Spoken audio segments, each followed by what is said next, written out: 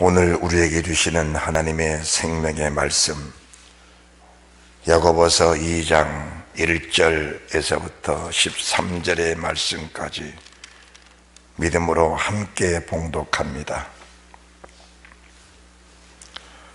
야고보서 2장 1절부터입니다.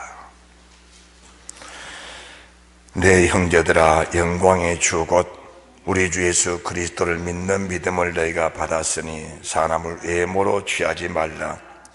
만일 너희 회당에 금가락지를 끼고 아름다운 옷을 입은 사람이 들어오고 또 더러운 옷을 입은 가난한 사람이 들어올 때에 너희가 아름다운 옷 입은 자를 돌아보아 가로되 여기 좋은 자리에 앉으소서 하고 또 가난한 자에게 이르되 너는 거기 섰더니 내 발등 아래에 앉으라 하면 너희끼리 서로 구별하며 악한 생각으로 판단하는 자가 되는 것이 아니냐. 내 사랑하는 형제들아, 들을지어다. 하나님이 세상에 다하여는 가난한 자를 택하사 믿음에 부여하게 하시고 또 자기를 사랑하는 자들에게 약속하신 나라를 유업으로 받게 아니하셨느냐. 너희는 도리어 가난한 자를 괄시하였도다.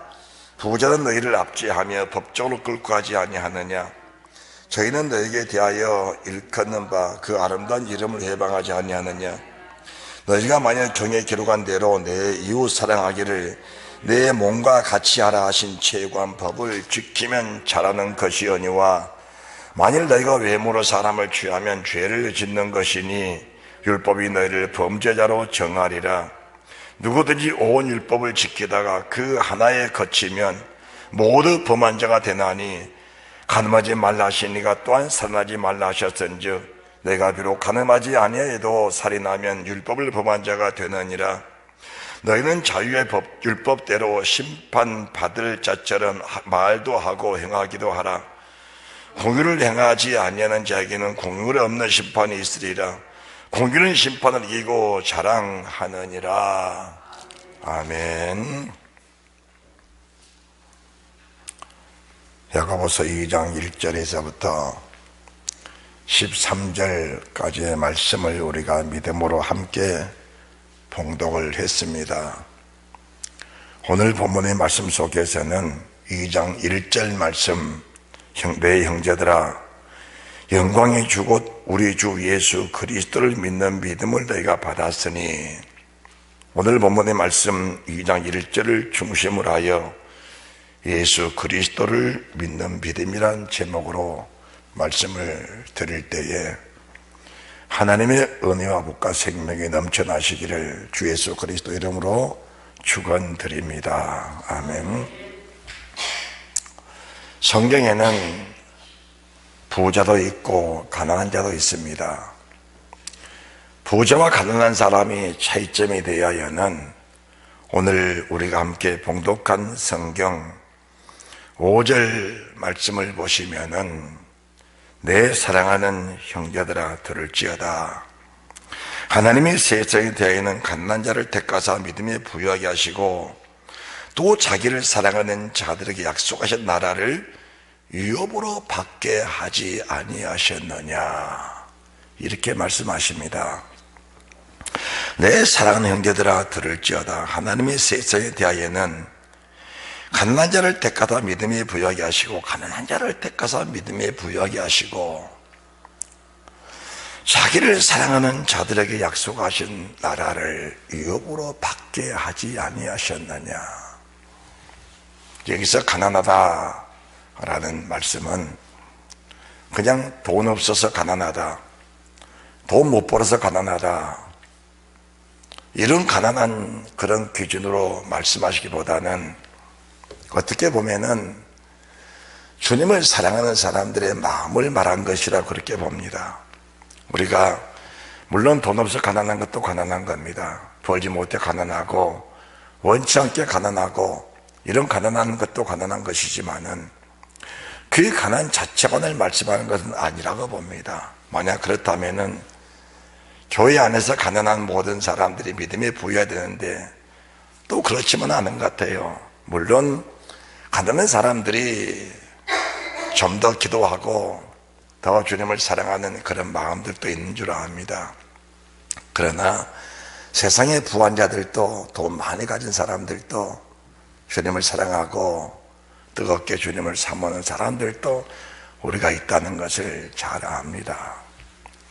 오늘 본문의 말씀 속에서 가난하다는 것은 하나님을 의지하는 가난한 자를 말씀하십니다.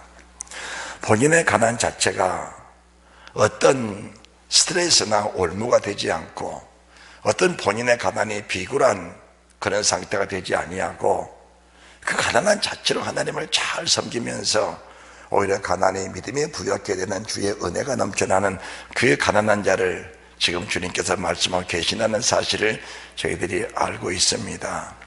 그렇다면은 가난한 자와 가난한 자와 부자의 차이가 과연 무엇일까? 이걸 말씀하는 겁니다. 여러분들, 우리가 지금까지 성경을 많이 들어왔습니다. 그리고 많이 보았습니다.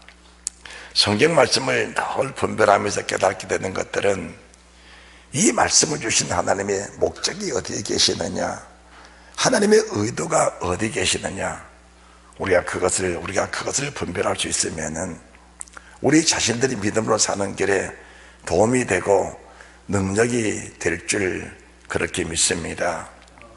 여러분들, 오늘 본문의 가난한 사람을 우리가 찾아보았습니다. 그랬더니 마가복음 14장을 보시기 바랍니다. 마가복음 14장 41절입니다.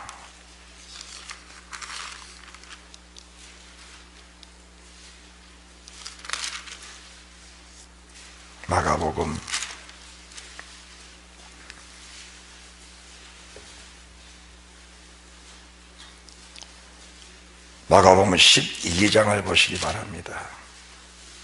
12장 41절입니다. 함께 말씀을 봉독합니다. 예수께서 연복계를 대하여 앉으사 무리의 연복계에 돈 넣는 것을 보실새 여러 부자는 많이 넣는데 한 가난한 과부는 와서 두렙도 곧 한 고들란타를 넣는지라. 예수께서 제자들을 불러다가 이르시되 내가 진실로 너희에게 이르노니 이 가난한 과부는 연복계에 넣는 모든 사람보다 많이 넣었도다. 저희는 다 그 풍족한 중에서 넣었거니와 이 과부는 그 구찬 중에서 자기 모든 소유 곧 생활비 전부를 넣었느니라 하셨더라고 말씀하십니다. 지금 하나님의 말씀을 같은 장소에서 같은 환경 속에서 같은 상황 속에서 다 들었습니다. 부자도 가난한 사람도 말씀을 함께 들었던 것을 저희가 압니다. 오늘 본문의 말씀을 시작하는 것은 마가복음 11장 27절에서부터 말씀이 이어지는 겁니다. 여러분들이 마가복음 11장 27절 말씀 보시면은 저희가 다시 예루살렘에 들어가니라, 여기서부터 우리 주님이 오늘 본문의 말씀까지 쭉 말씀을 이어가고 계신 겁니다. 그 말씀을 부자도 듣고 가난한 사람도 듣고 모든 사람들이 그 말씀을 똑같이 들었습니다. 이 말씀을 듣고 있으면서 우리가 특별히 18절 이하로 말씀 보시면은 부활이 없다는 사도개인들, 이 사도개인이라는 것은 사도행전 23장 우리가 8절 이하 말씀도 보시면은 이 사도개인들은 부활도 없다, 천사도 없다, 영도 없다, 이런 사람들입니다. 이런 믿음을 갖고 있는 사람들입니다. 이 사도개인들이 우리 주님이 부활에 대해서 말씀하시고 생명과 영생에 대해서 말씀을 하시니까 부활이 없는데 무슨 그 말씀을 하시냐고 하면서 지금 우리 주님을 시험하는 그런 상황을 보고 있는 겁니다. 이 사실은 현실입니다. 그래서 이 사람들이 와서 주님, 구약 성경이 이렇게 말씀했습니다. 첫째가 장가들어서 자식이 없으면은 둘째가 후사를 위해서 장가가고 이렇게 하다가 7 형제가 다 한 여자를 취했다가 결국 7형제가 다 죽고 여자가 죽었는데 다음에 만약 정말 부활한다면은 그 7형제 중에 누가 이 여인의 진정한 남편이 되겠습니까? 이걸 지금 물어보는 겁니다. 그때 주님께서 23절 말씀 보시면은 7사람이 다 그를 아내로 취하였으니 부활을 당하여 저희가 살아날 때 그 중에 네 아내가 되리까? 예수께서 가라사대 너희가 성경도 하나님의 능력도 알지 못함으로 오해함이 아니냐? 사람이 죽은 자 가운데서 살아날 때에는 장가도 아니고 시집도 아니가고 하늘에 있는 천사들과 같으니라. 26절입니다. 다 같이 시작. 죽은 자에 살아난다는 것을 의논할지인데 너희가 모세 책 중 가시나무 떨기에 관한 글에 하나님께서 모세에게 이르시되 나는 아브라함의 하나님이요 이삭의 하나님이요 야곱의 하나님이로라 하신 말씀을 읽어보지 못하였느냐? 하나님은 죽은 자의 하나님이 아니요 산 자의 하나님이시니라. 너희가 크게 오해하였도다 하시니라. 이렇게 주님이 쭉 설교를 해오신 겁니다. 그러시면서 자 24절 예수께서 가라사대 너희가 성경도 하나님의 능력도 알지 못함으로 오해하였도다. 죽은 사람이 죽은 자 가운데서 살아날 때에는 사람이 죽은 자 가운데 살아날 때에는 지금 이 말씀을 들은 겁니다. 이 말씀을 듣고 있는 이 가난한 과부, 그리고 이 말씀을 듣고 있던 서기관입니다. 그리고 이 말씀을 듣고 있던 여러 사람들이 있었습니다. 그 중에서 또 서기관이 그 말씀을 들으면서 가슴에 큰 충격을 받은 모습을 저희들이 봅니다. 그러면서 28절에 서기관 중에 한 사람입니다. 자, 우리가 대체적으로 바리새인, 서기관, 대제사장 이런 사람들은 믿음이 없는 사람들 쪽으로 분류를 많이 합니다. 그 사람들은 고위관리직으로서 세상에 부족한 것이 없게 사는 그런 사람들인데, 이런 사람들 속에 믿음이 들어가지 않는 것을 보는데 오늘 이 사람은 특별한 경우임을 저희들이 보게 되는 겁니다. 그래서 서기관 중에 한 사람이라고 말씀하십니다. 저희의 변론하는 것을 듣고 예수께서 대답 잘하신 줄 알고 나와 묻되 모든 계명 중에 첫째가 무엇입니까? 이렇게 물어보는 겁니다. 모든 계명 중에 첫째가 무엇입니까? 29절 예수께서 대답하시되 첫째는 이것이니 이스라엘아 들으라.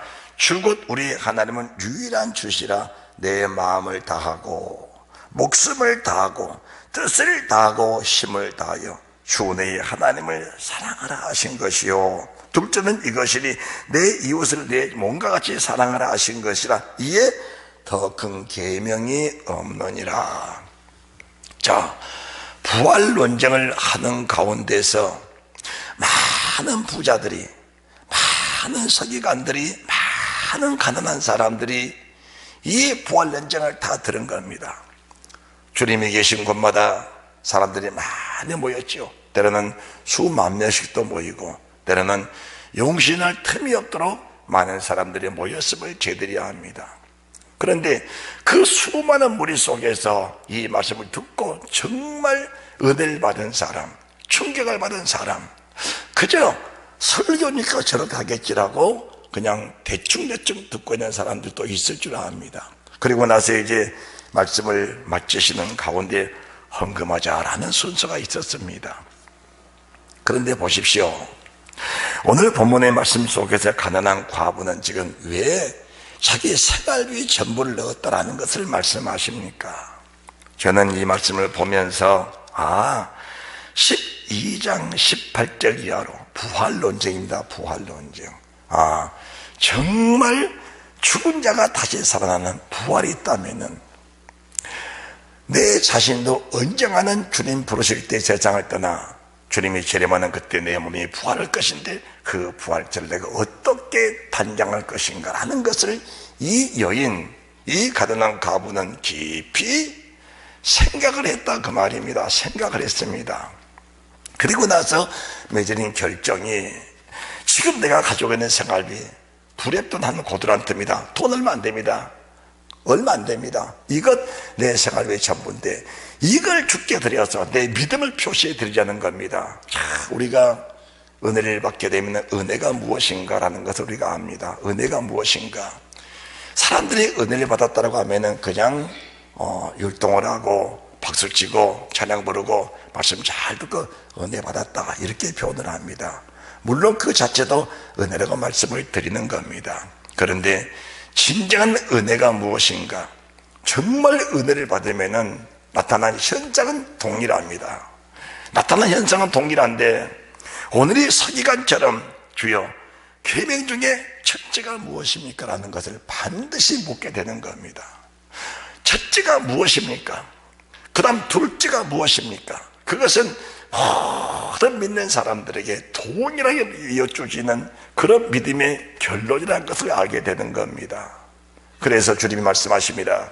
마음을 다하고 목숨을 다하고 뜻을 다하고 힘을 다하여 내 하나님 여호와를 사랑하라. 자, 마음을 다하는 게 무엇인가? 목숨을 다하는 게 무엇인가? 뜻을 다하는 게 무엇인가? 힘을 다하는 게 무엇인가? 둘째는 이와 같으니 내 이웃을 내 몸과 같이, 내 자신같이, 내 몸과 같이 사랑하라. 이 하신 이 두 가지 계명을 이 여인이 접하면서 그래, 마음을 다하는 게 무엇인가라는 것을, 그리고 목숨을 다하는 게 무엇인 것을, 뜻을 다하고 힘을 다하는 게 무엇인가, 내 이웃을 내 몸과 같이 사랑하는 것이 과연 무엇인가, 이 여인이 이미 은혜를 받았다 그 말입니다. 그리고 이 은혜 받은 사람 속에 나타나는 현상은 죽게 드리고 싶은 그 마음은 모든 사람에게 똑같습니다. 불처럼 일어나게 되는 겁니다. 내가 무엇을 죽게 드려서 주의 영광을 돌려드릴까? 무엇을 죽게 드려서 나 같은 죄인을 구원하신 그 주님 은혜에 감사하며 감격하며 그 은혜에 보답하는 삶을 살아드릴까? 이것은 세상 모든 사람, 은혜 받은 모든 사람들이 나타난 동일한 표적이라는 것을 저희들이 알게 되는 겁니다. 여러분들이 마태복음 26장 말씀도 보시면은 주님께서 십자가를 이제 막 치시려고 가는 그 바로 전날 저녁에 나타난 현상들을 저희들이 잘 압니다. 자, 우리가 마태복음 26장을 보면서 이 말씀을 다시 이어가도록 그렇게 하겠습니다. 마태복음 26장입니다. 6절입니다.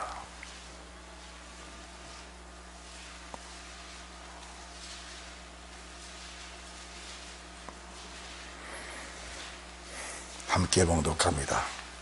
예수께서 베다니 문둥이 시몬의 집에 계실 때에 한 여자가 매우 귀한 향료 한 옥합을 가지고 나와서 식사하시는 예수의 머리에 부으니 제자들이 보고 분하여 가로되 무슨 의사로 이것을 허비하느냐라고 합니다. 이 말씀이 마가복음에도 기록되어 있습니다. 마가복음 14장에 기록되어 있고 요한복음 12장에도 기록되어 있습니다. 요한복음 12장 3절에는 이 여인이 마리아라고 명확하게 이름이 기록이 되어 있습니다. 그리고 무슨 의사로 이것을 허비하느냐 이렇게 말한 자는 가룟 유다라고 분명히 이름이 기록이 되어 있습니다. 그러면은 왜 허비하느냐 하는 사람과 마음을 다하고 목숨을 다하고 뜻을 다하고 힘을 다하고 성품을 다하여 하나님을 섬기며 사랑하는 것이 무엇일까? 그리고 이웃을 내 몸처럼 사랑하는 것이 과연 무엇일까? 하는 이 문제를 우리가 안고 신앙생활을 하는 것인데, 자, 이 여인이 매우 귀한 향료 한 옥합입니다. 그렇다면 이 마리아는 자기 오라비 나사로입니다. 죽은 나사로. 그 죽은 나사로를 살려주신 분이 누굽니까? 주님입니다. 주님이십니다. 장사한 지 4일 지난 자기 오라비 나사로, 썩은 냄새가 나는, 이미 오장육부 썩어버리고 몸이 썩어 이미 물이 흘러버린 그런 사람을 하나님이 주님이 오셔 살려주셨는데, 그 주님이 바로 하나님이라는 사실이 믿어졌습니다. 믿어졌고 26장 1절 2절 말씀을 보시면, 여러분 말씀 보시면은 예수께서 이 말씀을 다 마치시고 제자들에게 이르시되 너희의 아는 바와 같이 이틀을 지나면 6월절이라 인자가 십자가에 못 박히기 위하여 빨리 오리라. 자, 지금까지 주님께서 인자가 십자가 못 박혀 죽으시리라 수없이 설교해 주셨음에도 불구하고 제자들은 그 말씀의 뜻을 이해를 못한 겁니다. 그러니까 주님이 십자가에 못 박혀 돌아가실 때 제자들은 주를 버리고 도망가 버렸는데, 이 마리아는 주님의 십자가 밑에서 그 모습을 똑똑하게 보고 있던 사람이 이 마리아였다, 그 말입니다. 그렇다면은 이 마리아의 신앙은 어떤 신앙일까라는 걸 우리가 보게 되는 겁니다. 이 마리아의 신앙은 내가 이 땅에 사는 동안에 구원의 열매가 맺혀져야 되냐. 구원의 열매 따라합시다. 구원의 열매. 예, 구원의 확신, 구원의 열매가 맺혀져야 됩니다. 이 땅에 살면서 내가 구원의 확신을 가져야 되는데, 이분이 십자가에 죽으시러 가신다는 그 말씀을 들으면서 이 마리아의 마음속에는 믿음의 확신이 온 것입니다.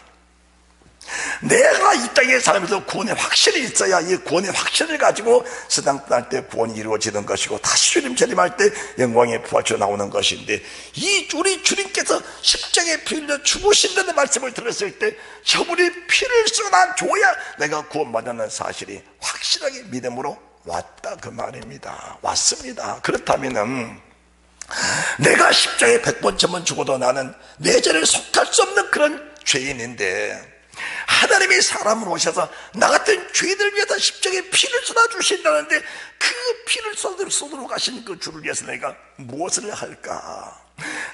내 구원의 완성을 위해서, 내 구원을 이루기 위해서, 내 구원의 목적을 이루기 위해서 어떤 방법 수단을 가르잡고 구원이 이루어져야 되는데, 내 구원을 위해서 저분이 나를 대신에 죽어주신다는데, 그리고 저분이 죽어주셔야 내가 구원을 받겠다는데, 저분이 죽어주신다는데 내가 무엇을 아낄 것이 있느냐, 그 말입니다. 내가 무엇을 위해서 준비할 거라는 겁니다. 자, 성경을 조금 더 보시기 바랍니다. 자, 8절, 26장 8절입니다. 제자들이 보고 부하여 가로되 무슨 의사로 이것을 허비하느냐. 이것을 많은 값에 팔아 가난한 자들에게 족속이 섞였다 하거늘 예수께서 아시고 저에게 이르시되 너희가 어찌 이 여자를 괴롭게 하느냐. 저가 내게 좋은 일을 하였느니라. 가난한 자들은 항상 너희와 함께 있거니와 나는 항상 함께 있지 아니하리라. 12절 다같이 시작.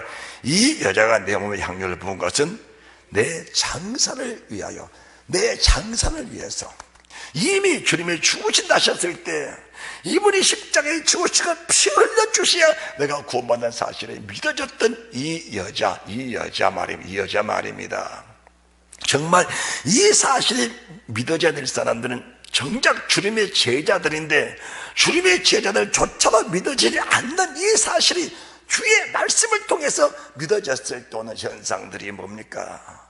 아낌없이 바치고 싶은, 내 평생에 모아놓은 옥합 한 병, 그것도 아주 깨뜨려서 주님 머리에 붓고 머리털로 주님 발을 닦아드리는 이 아름다운 현상들은 정작 이 마리아에게뿐 아니고 은혜 받은 모든 사람들을 주시는 동일하신 은혜다, 그 말입니다. 동일하신 은혜다. 그렇다면은 교회 안에 두 부류의 사람인데 은혜를 받은 것은 다 같습니다. 아, 말씀 참 좋다, 참 은혜 받았다라는 사람들 속에서 물질 문제만 나오면은 왜 그것을 허비하느냐는 사람이 있고, 물질 문제 나오면은 그래, 내 생명, 영원한 생명을 위해서 죽으신 그 주님 은혜에 내가 무엇으로 보답할고, 이런 마음을 가진 사람들이 있다, 그 말입니다. 있다, 그 말입니다. 오늘 이 마리아는 구찬 중에서, 힘든 삶 속에서, 가난한 사람 속에서, 마치 야고보서 2장 5절 속에서 가난한 자들에게 믿음을 부여케 하시는 예수 그리스도의 은혜가 이 여인에게 명확하게 임했다는 사실을 우리가 알게 되는 겁니다. 여러분들, 이 믿음이 있는, 이 은혜가 임하는 그런 믿음의 사람들이 되시기를 바랍니다. 성경에는 두 부릅니다. 하나님께 바쳐진 것, 몸을 바치고, 마음을 바치고, 몸을 바치고, 뜻을 바치고, 힘을 바치고, 성품 바칠 때에 정말 이 구원의 감격 속에 아무런 조건 없이 바쳐진 사람이 있는가 하면은 무엇인가 조건을 달고 바치는 사람이 있다, 그 말입니다. 저는 참 갈등이 지는 것이, 뭐 작정 기도하라 그러면은 그리고 무슨 여러분들이 기도할 내용이 있을 때 작정 기도할 때 예물을 드리면 작정 기도를 한다는 겁니다. 예물을 드리면서 무엇을 위해서? 내 작정 기도의 응답을 위해서입니다. 그게 잘못됐다라는 건 아닙니다. 그 목적을 위해서 드린 예물보다는 저는 그렇게 생각합니다. 이미 이 여자는 어떤 목적이 없습니다. 나를 위해서 내가 해결할 수 없는 구원의 문제, 그렇잖아요. 내가 해결할 수 없는 구원의 문제, 여러분 믿음을 내가 만들어낸 것입니까? 주님의 믿음을 준 것입니까? 우리가 이 문제를 명확하게 우리가 짚고 넘어가야 됩니다. 사람들은 믿음을 내가 만들어낸 줄 압니다. 그러나 믿음은 주님이 주신 겁니다. 은혜도 주님이 주신 겁니다. 은혜를 주시고 믿음을 주시고 구원의 확신을 주신 분이 주님이신데, 그리고 나를 위해 십자가에 피를 흘리신 그 주님의 은혜가 내 속에 넘쳐나게 될 때 내 생명을 구원하신 그분 앞에 우리가 무엇을 아낄 것이냐, 그 말입니다. 저는 말합니다. 이미 바칠 수 있는 마음을 주신 것 자체가 이미 넉넉한 보상을 받은 상태다, 그 말입니다. 할렐루야. 이미 마음 바치고 목숨 바치고 뜻을 바치고 힘을 바치고 싶어하는 그 마음을 주신 그 하나님께 이미 우리가 넉넉한 보상을 받은 것이다, 그 말입니다. 우리가 어떤 기도의 목적도, 그리고 그 기도에서 이루어지는 것도 우리의 생명보다 더 좋은 것은 없다는 것을 저희들이 잘 알고 있는 겁니다. 여러분이 아무리 급박한 상황이 펼쳐지고 어떤 상황이 생겨도 여러분의 영혼과 생명 구원과 그것과 비교가 되겠냐, 그 말입니다. 우리는 이미 바쳐주고 싶은 그런 마음, 드리고 싶은 마음이 있다는 것 자체가 이미 하나님에게 주신 보상이 넉넉하다는 사실을 믿으시기 바랍니다. 이제 그리고 나서 그 이후에 구원받은 감격을 가지고 기도하는 내용들이 이루어졌을 때 그 모든 것이 하나님께 영광이 된다, 그 말입니다. 이게 순서입니다, 순서. 만약에 이 마리아처럼 이런 감격의 구원의 감격이 없이 우리가 기도한다, 무엇을 구한다라는 것은 결과적으로는 우리가 입술로 주의 영광이라 말하지만 결국 응답받은 모든 것들이 내 영광이 될 수밖에 없는 그런 상황이 생길 줄 안다는 겁니다. 그렇다면은 기도 많이 했고 응답도 많이 받았고 은사 많이 받았지만은 마지막 날 주를 배울 때 구원의 감격, 구원의 확신, 구원의 기쁨이 없다면은 그것이 내게 무슨 유익이 되겠느냐, 그 말씀이십니다. 그래서 우리가 하나님께 드리고 싶은 마음이 있다는 자체부터 이미 우리는 포상할 수 없는 그런 은혜를 이미 받고 있다는 사실이 믿어지시기를 바랍니다. 여러분들, 주님의 날도 그런 겁니다. 우리 주님께서 영생에 대해서 물어보는 이 부자 청년에게 주님의 계명에 대해서 쭉 말씀하신 겁니다. 그때 이 청년이 말합니다. 계명 다 지켰습니다라고 하는 겁니다. 계명 다 지켰습니다. 우리가 계명을 지켜라, 무슨 코로나로 인하여 주일 성수를 하지 않는 것은 정말 믿음 없는 짓이다, 여러 가지 말씀을 드렸지만은 이 모든 것들이 우리가 율법에 매여서 지키는 것이 아니에요. 율법에 매여서 지키는 것은 한계가 있는 겁니다. 한계가 있는 거예요. 그래서 우리 주님께서 마음을 다하라고, 목숨을 다하는 것은, 뜻을 다하고 힘을 다하라고 하는 것은 육신의 한계, 법의 한계를 뛰어넘는 것을 말씀하는 것이니 어느 법의 테두리 안에서 우리를 얽어매고 묶으러가는 것이 아니라는 사실을 주께서 말씀해 주는 겁니다. 사람들은 계명 하니까 계명의 틀 안에서 그 계명에 묶여 살려고 하는 것인데 그것은 율법주의에 불과할 뿐 우리에게 큰 도움이 되지 않는다는 것을 알게 되는 겁니다. 만약 우리가 은혜를 받았다면 이 마리아처럼 은혜를 받았다면은 그냥 마음속에서 우러나오는 성령과 내 생각이 하나가 되고 성령과 내 몸이 하나가 돼서 그분의 욕구, 그분의 소원, 그분의 뜻이 내 자신의 삶 속에 그냥 솟구쳐 오른 겁니다. 그 힘으로, 그 은혜로, 그 능력으로 사는 삶을 가르쳐서 믿음의 삶이라고 하는 겁니다. 이때 우리가 어떤 상황에 생겨도 우리의 마음 드릴 수 있고 우리의 목숨 드릴 수 있고 우리의 뜻과 정성과 모든 삶을 드릴 수 있는 그런 열매가 된다는 것이지, 어느 법에 얽매여 살다 보면은 인간의 한계, 육신의 한계가 딱 부딪히게 되면은 무너질 수밖에 없는 그런 상황이 생겨난다, 그 말입니다. 할렐루야. 여러분들이 다시 마태복음 19장 말씀을 보시기 바랍니다. 자, 16절입니다. 어떤 사람이 죽게 와서 가로되 선생님이여 내가 무슨 선한 일을 하여야 영생을 얻겠습니까? 라고 물어봅니다.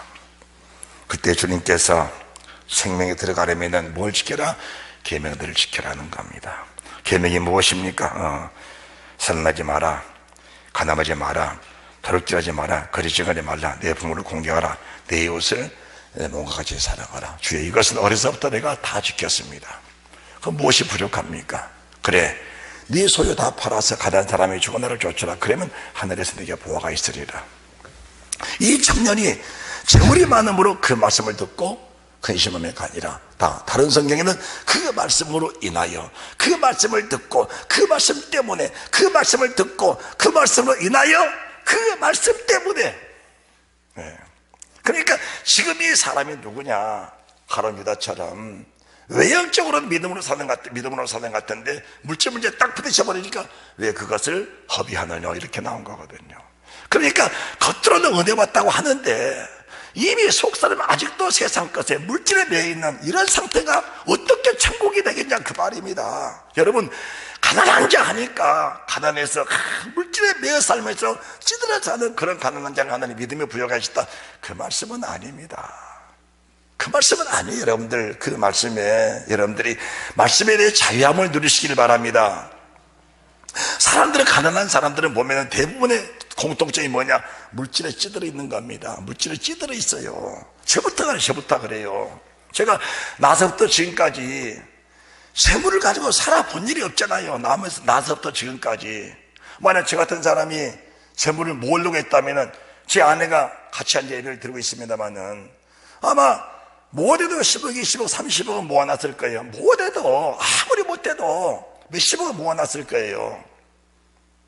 그런데 물질이 생기기가 무섭게 바치고 싶고 먹이고 싶고 입히고 싶고 주고 싶은데 절제할 수가 없는 겁니다. 이건 절제가 안 되는 겁니다. 그게 더 기쁜데 그러니까 지금까지 하나님께 바친 데에 감사하고 주의 영들을 섬기는 게 감사하고 선교가면 선교사님들 섬기는 게 감사하고 그 일이 더 기쁘게 살다 보니까 뭔가 정작 손에 잡히건 없는데 내 마음은 늘 부유하다, 그 말입니다. 내 마음은 늘 부유해요. 이게 물질에 찌들고 물질에 힘들고 찌든 것이 아니고 그 자체가 감격하면서 그 하늘의 소망이 내 속에 넘쳐나게 되는 이런 믿음의 삶을 가르쳐서 은혜받은 삶이라고 말씀을 드리는 겁니다.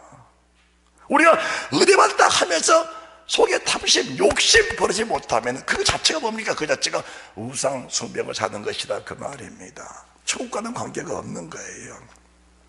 부자가 억천만금을 가지고 있으면서 그거 아까워하는 것이나 가난한 이 찌들어진 가난한 사람이 돈 10만 원 움켜쥐고 그거 놓쳐내오는 것이나 그 자체는 같은 것이라고 보는 겁니다. 할렐루야. 여러분들 마음을 여시고 말씀을 들으시면서 주님의 뜻을, 주님의 마음을 잘 헤아려 분별하는 그런 은혜가 있으시기를 바랍니다. 주님이 말씀을 하신 겁니다.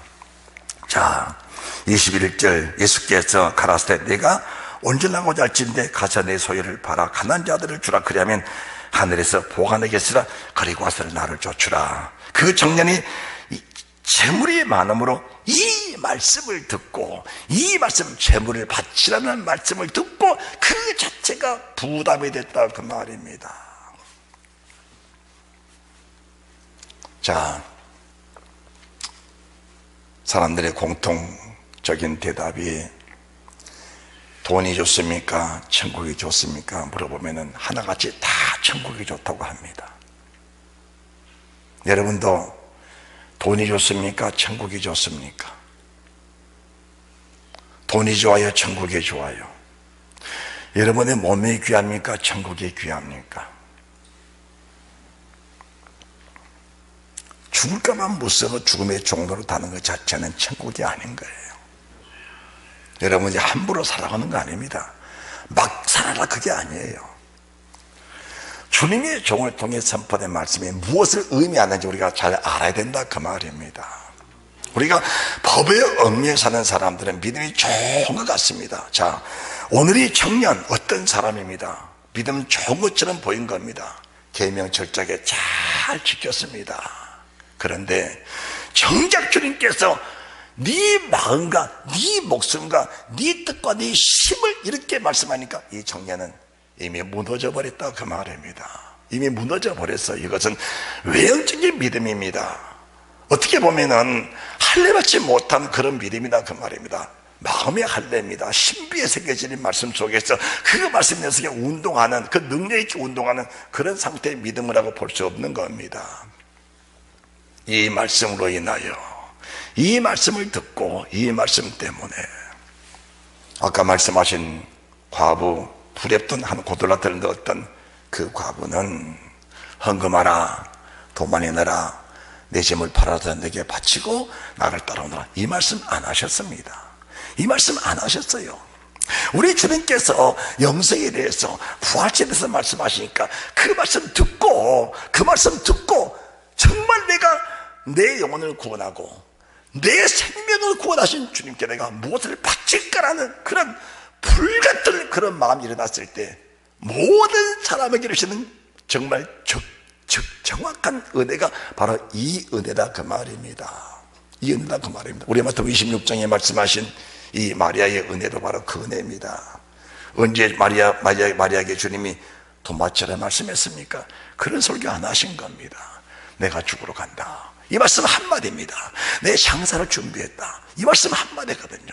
저분이 십자가에 피는 죽어주셔야 내가 구원받는데 정말 저분이 나를 위해 죽어주신다면 내가 저분을 위해서 무엇을 할까? 그래, 내 평생 모아놓은 옷가방며 그 깨뜨리던 주님의 장사를 준비하지. 아낌없이, 생각 없이, 그냥 생각 없습니다. 은혜가 되니까 생각 없는 겁니다. 그 생명을 주신 주님 앞에 보답할 길이 없으니까 그냥 자연스러운 현상 속에서 이 일이 나온 겁니다. 그냥 그래서 옷가방 머리에 깨뜨리고 그 귀한 머리털로 주님의 발을 닦아드리는 이런 결과를 가져오게 되는 겁니다. 그런데 형식적인 정식적인 믿음이라는 것은 왜 그것을 허비하면 이렇게 나와요? 왜 그것을 허비하면 그렇게 나온 겁니다. 여러분들이 누가복음 16장 말씀 보셔도 같은 말씀 주고 계시는데, 누가복음 16장입니다. 자, 여러분들에게 재물에 대해서 말한 것이 아니고 믿음에 대해서 말씀을 드리는 겁니다. 자, 16장 9절입니다. 누가복음 16장 9절. 내가 너에게 말하노니 불의의 제물로 친구를 사기라. 그리하면 없어질 때 저희가 영원한 처소로 너희를 영접하리라. 적게 작은 것에 충성된 자는 큰 것에도 충성되고 적게 작은 것에 불의한 자는 큰 것에도 불의하리라. 자, 불의의 제물로 친구를 사기라. 그러면 없어질 때에 너희를 영원한 처소로 영접하리라. 불의의 제물입니다. 불의의 제물이 무슨 제물입니까? 내 것이 아닌데 내 것처럼 쓰는 것이 불의의 제물 아닙니까? 우리가 이 땅에 살 때, 이 땅에 나올 때 아무것도 가지고 난 것이 없습니다. 그냥 빈손으로 나왔습니다. 알몸으로 나왔습니다. 그런데 우리 아버지가 지어놓으신 만물을 우리가 마음껏 누리고 사는 겁니다. 이것이 불의한 제물입니다. 사람들은 내 수중에는 제물이 내 것인 줄 아는데 그 자체가 하나님을 부인하는 행위라 그 말입니다. 여러분들, 돈 많이 가진 사람이나 적게 가진 사람이나 가지고 있는 모든 것들이 아버지 것이라고 믿어지면은 그 돈을 가지고 함부로 쓸 수 없고, 아버지가 맡겨놓은 거 달라는데 못 주겠단 말할 사람 세상에 없는 겁니다. 남의 것 내가 가지고 있다가, 남의 것 가지고 얘기해 보세요. 남의 것 가지고 있다가 그 주인이 내놓으러 가는데 내가 가지고 있었으니까 내 것이라고 울릴 사람은 없는 겁니다. 이게 믿음입니다, 여러분들. 그렇잖아요? 세상 나올 때 뭘 가지고 나오셨어요? 세상 나오실 때 아무것도 없이 나왔어요.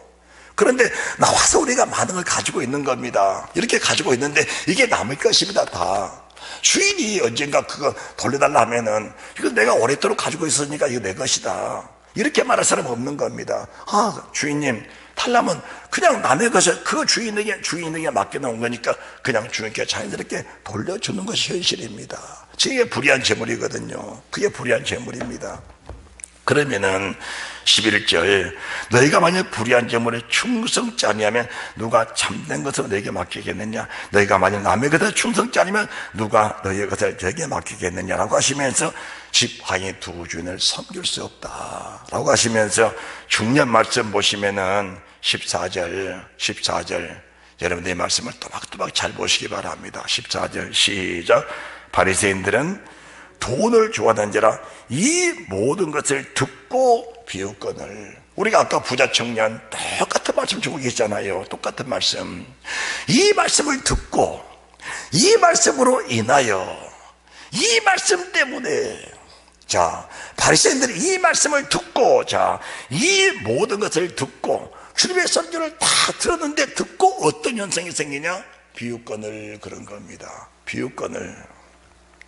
영생에 대해서 여쭤보니까 주님의 계명 지키라고 하셨는데 그 계명 지켰다고 하니까 네 소유를 팔아 가난한 자들은 죽어나를 쫓으라. 그러면 하늘에서 보가 내겠으리라 이렇게 말씀하시니까 하늘의 보화보다는 땅의 물질을 줬다고 하면서 이 말씀을 듣고 근심을 해가는 이 사람이나 이 말씀을 듣고 비웃은 사람이나 같은 류의 사람이다 그 말입니다. 그러면은 우리가 19절 말씀부터 보시면은 이어진 말씀인데 어떤 현상이냐?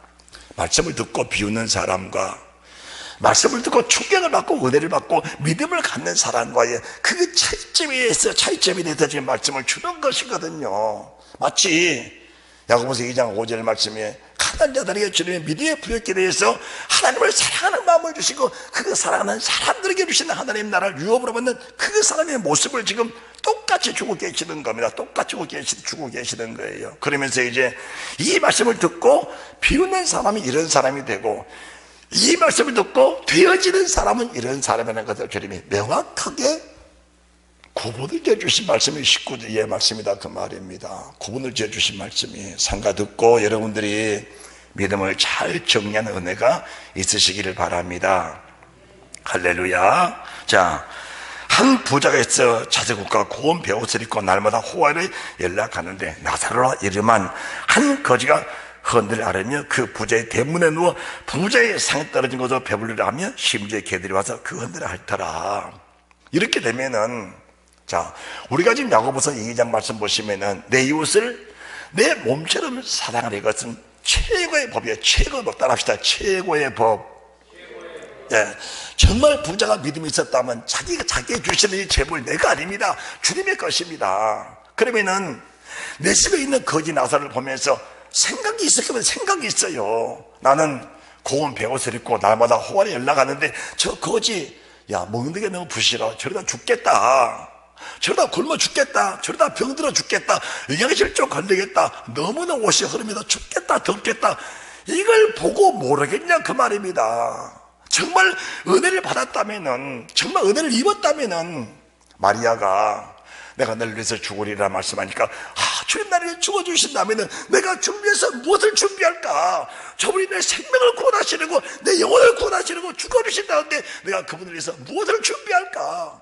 정말 부활체가 있다면은 내가 부활체를 위해서 무엇을 준비할까?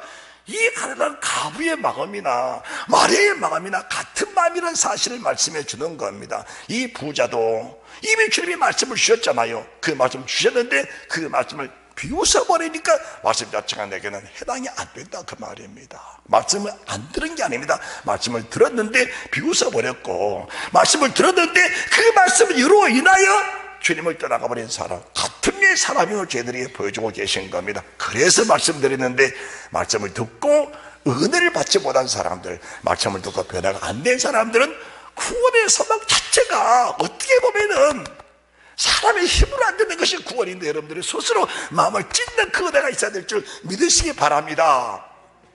따라합시다. 스스로 마음을 찢어라. 스스로 마음을 찢어야 됩니다. 스스로 마음을 찢어야 돼. 한 부자가 있어 자색옷과 고운 베옷을 입고 날마다 호화를 연락하는데 자 교회 안에 부자가 있습니다. 이 부자입니다. 지금 고운 베옷을 입었어요. 금가락지 끼었습니다. 돈 많아요. 교회 들어오니까 사람들이 다 인사하는 겁니다. 어서 오십시오. 잘 오셨습니다. 여기 앉으십시오. 여기가 따뜻합니다. 여기가 시원합니다. 여기 앉으십시오. 거기 나사로가 교회에 들어왔어요. 야, 냄새 나니까 한쪽에 서 있어라. 똑같은 말입니다. 똑같은 말씀이야. 냄새 난다, 저쪽에 가 있어라. 야, 다른 사람 보면 수치스럽다, 수보 세배드려라. 나타나지 마라, 숨어 있어라. 저기 쭈그리고 앉아 있어라. 한쪽에 가서 앉아 있어라. 같은 말씀 아닙니까? 어떻게 보면은 그 교회 목사님들의 책임이라고 말씀드릴 수도 있는 겁니다. 여러분들, 진정 저는 양심을 가지고 말합니다.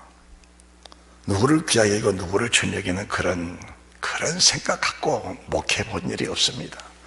여러분은 어떻게 죄를 보셨는지 모르겠지만은 주님이 내 증인입니다. 주님이 내 곁에 계시고 나와 함께 계시고 주님 나의 증인입니다. 여러분이 헌금 많이 하는 것 저에게는 관심 없습니다. 그들이 하나님의 은혜 가운데 바쳤으니까 당연하지요. 저는 원합니다. 여러분의 목숨까지 전달되다가 바치는 그런 은혜가 있으시기를 바랍니다. 저는 그게 내 목회의 목적입니다. 여러분의 목숨을 이 재단에 갖다 올려 바쳐진다면은 제 목회 사역 섬에서 34년 동안 내가 하루처럼 헌신했는데 그 헌신이 헛되지 않은 그런 은혜가 있을 줄로 믿습니다. 왜 아멘 안 하십니까? 왜 아멘 안 하고 아멘 크게 하세요. 여러분의 목숨을 이 재단에 바칠 수만 있다면 내 목회 사역은 그것으로 만족하다 그 말입니다. 만족합니다. 가난한 사람 3,000원, 5,000원, 1,000원씩 2,000원, 3,000원 하는 분도 있어요. 내가 그렇다고 그분을 멸시합니까? 정말 돈 없어도 빈손으로 오신 분도 있을 거예요. 내가 그분들 멸시합니까? 그 영혼 실족할까봐 가슴 조이면서 목회하는 사람의 진배준 목사입니다. 헌금 많이 했다고 감사합니다, 대단합니다, 위대합니다, 그렇게 생각해 본 일이 없습니다. 여러분들, 어떤 사람들은 성도들이 목사의 양들이라고 하는데 그렇게 말하면 큰일 나는 겁니다. 큰일 나는 겁니다. 성도들을 돈으로 보는 겁니까? 그러시면 큰일 나는 겁니다. 돈보다 귀한 사람 사이의 영혼을 볼 수 있어야 됩니다. 영혼은 대통령의 영혼이나 거기 나사렛의 영혼이나 영혼은 똑같은 겁니다. 영혼은 부자의 영혼이나 가난한 사람의 영혼이나 귀한 사람 영혼이나 천한 사람 영혼이나 영혼은 똑같은 겁니다.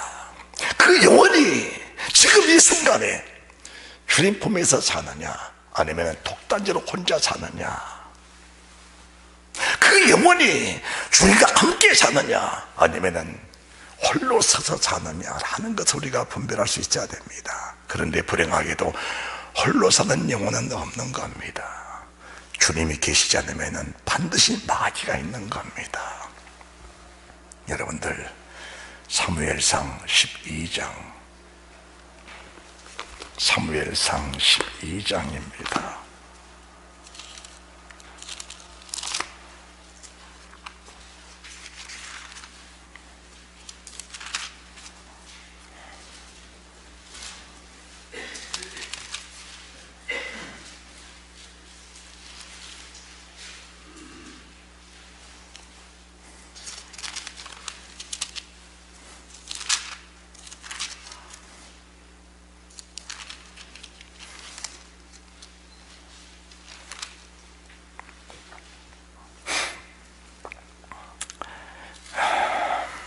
(11장) 6절부터 말씀 보시면, 사울이 이 말을 들을 때 하나님의 신에게 크게 감동되며 그 노가 크게 일어났다라고 이렇게 말씀하십니다.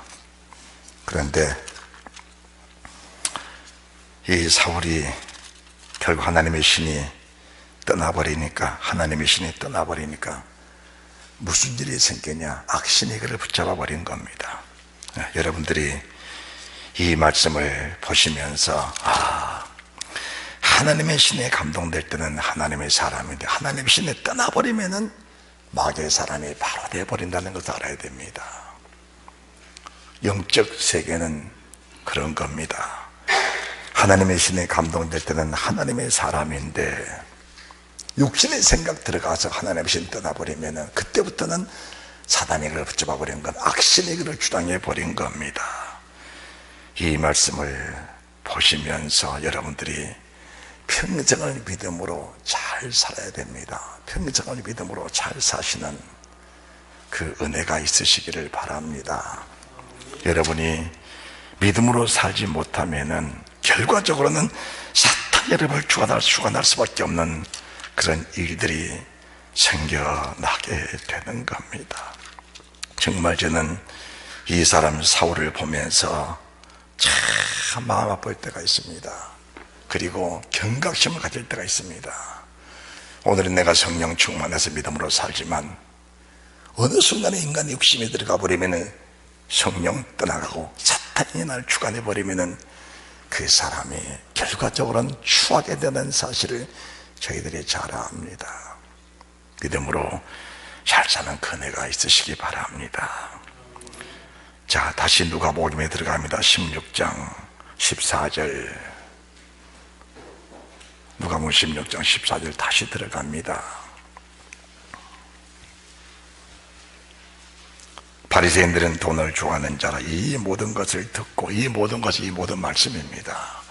이 모든 것은 이 모든 말씀인데, 이 말씀을 듣고 비웃어버리면은, 이 말씀 듣고 비웃어버리면은 소돔 고모라 땅에 심판을 찌신 하나님 음성을 듣고도 그 말씀을 비방했던 롯의 두 사이와 같은 결과가 되어버리고 만다는 사실 우리가 잘 알고 있잖아요.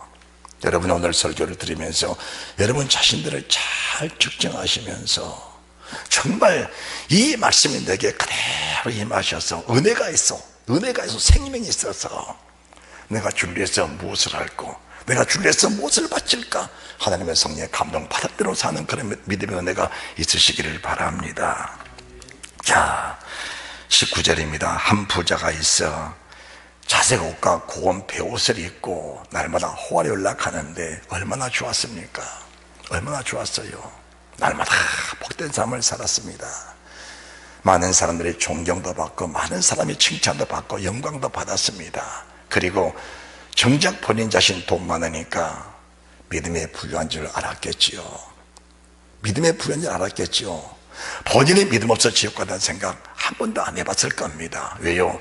말씀을 들었는데 그 말씀 비웃어버렸으니까 그 말씀과 상관없는 삶을 살았다는 것은 너무나 당연한 것입니다.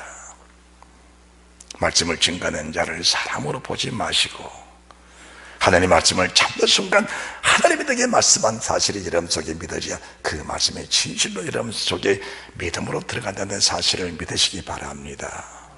할렐루야, 할렐루야. 자, 그런데 거기 나사로 자기 대문에 있었습니다.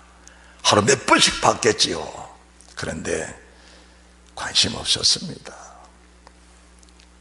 우리가 그런 사람 되면 안 되는 겁니다. 내 형제들이, 내 이웃들이 아파할 때 함께 아파하고, 어떻게 하면 도와줄 수 있을까? 어떻게 하면 세워줄 수 있을까? 어떻게 하면 붙들어줄 수 있을까? 어떻게 하면 협력할 수 있을까?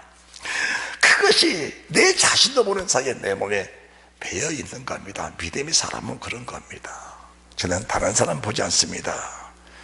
제 자신을 보면 그런 것 같아요. 어려운 사람 보면은 어떻게든 먹이고 싶고 입히고 싶고 어떻게든 도와주고 싶습니다. 그게 부에서 그런 게 아닙니다. 내 속에 계신 주님이 그런 마음이다, 그 말입니다. 너희가 예수 그리스도를 믿는 믿음을 가졌다면은, 우리가 야고보서 2장 2절 예수 그리스도를 믿는 믿음을 가졌다면은, 예수 그리스도를 주로 믿는 믿음을 가졌다면 이런 마음은 당연한 겁니다. 우리 주님이 오셔서 배고픈 사람들 광야에서 15개 물고기 2마리로 하늘을 우러러 축사하시면서 절대로 배고픈 데로 두지 아니하시고 그들을 배부르게 마음껏 먹여주신 것처럼 우리 마음에 그런 마음에 다 있는 줄 압니다. 할렐루야. 자, 세상은 저희들을 기다려주지 않는 겁니다. 가난한 나사로 죽었습니다. 부자도 죽었습니다. 우리가 이 사실을 다 목격할 수 있어야 됩니다. 우리가 살아 움직이니까, 호흡하고 있으니까 몇천 몇만 년 살 걸로 생각하지 마십시오. 저는 그렇게 생각하지 않습니다. 오늘의 순간에도 주님 내 이름을 부르시면 나는 가야 합니다. 여러분도 마찬가지입니다. 그 이후에 말입니다. 그 이후에 말입니다. 우리가 어떻게 될까? 이것은 이미 성경이 저희들에게 수십, 수백, 수천, 수만 번씩 우리의 귀가 아프도록 말씀해 주신 그분을 우리가 늘 상고하면서 여러분 자신의 믿음을 스스로 다져가는 그 은혜가 있으시기를 바랍니다. 성경 한 절 더 읽고 예배를 마칩니다. 고린도후서 6장 1절 2절입니다. 고린도후서 6장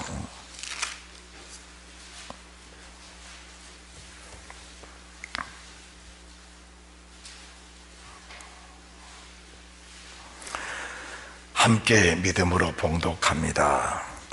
우리가 하나님과 함께 일하는 자로서 너희를 구원하노니 하나님의 은혜를 헛되이 받지 말라. 가라스 때 내가 은혜 베풀 때 너를 듣고 구원의 날에 너를 도왔다 하셨으니 보라 지금은 은혜 받을 만한 때여 보라 지금은 구원의 날이로다. 하나님의 은혜를 헛되게 받지 말라는 겁니다. 주의 말씀 받을 때 그 말씀을 비웃거나 그 말씀으로 인하여 그 말씀 때문에 그 말씀을 듣고 그 말씀을 떠나버린 것은 은혜가 아닙니다. 그 말씀이 내 속에서 영원토록 일하시고 그 말씀이 역사하도록 우리가 그 말씀을 섬겨드리는 것이 은혜라는 겁니다. 구원 하나님이 도와주셔야 합니다. 할렐루야.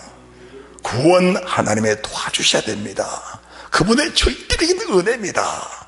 은혜가 뭔 줄 아십니까? 은혜가 뭔 줄 아십니까? 정말 주님 나를 내 십자가에 피를 죽으셨다면 그 은혜 보답할 길이 없는 것이고, 정말 내가 부활체가 정말 있다면 그 부활체를 준비하는 길은 끝이 없다는 사실이 믿어지는 것이 이게 하나님의 은혜라는 사실을 믿으시기 바랍니다. 정말 주님이 나를 죽어주셨다면 그 사실이 믿어진다면 그분의 은혜에 무엇으로 보답할까? 그 은혜를 무엇으로 보답할까? 여호와의 주께 되신 은혜를 내가 무엇으로 보답할꼬? 구원의 잔을 높여들고 여호와 이름을 부르며 여호와께 성공됐던 모든 것들 다 지키리이다. 시편 기자의 고백처럼 내가 그분께 받은 그분이 내게 주신 이 은혜를, 그분이 내게 주신 이 은혜를 내가 무엇으로 보답할까? 그 피 흘리신 은혜를 내가 무엇으로 보답할까? 정말 내가 부활이 있다면 그 부활절 무엇으로 준비하고 무엇으로 예배할까? 그거는 끝이 없다 그 말입니다. 여러분, 끝이 없는 이 영광의 세계를 위해서 한시적인 이 목숨 바칠 수만 있다면, 여러분의 마음, 여러분의 목숨, 여러분의 뜻, 여러분의 모든 생애를 바칠 수만 있다면 그것은 하나님의 은혜라는 사실을 믿으시기 바랍니다. 따라합시다. 이것이 하나님의 은혜다. 너를 도와주셔야 구원이 있다. 절대로 방종하지 마라. 절대로 방종하지 마라. 어려운 이웃을 보면서 절대 눈을 감지 마라. 배고픈 사람 보면서, 헐벗은 사람 보면서, 싶어진 사람 보면서 절대로 눈을 그냥 감지 마라. 네 옷이라도 벗어서 입혀라는 것을 주님 말씀해 주는 것입니다. 이 말씀이 여러분의 믿음과 생명이 되셔서 주님 품에 안겨나는 순간 그 말씀을 이루어드리는 믿음의 사람들이 다 되시기를 주 예수 그리스도 이름으로 축원드립니다. 아멘. 할렐루야.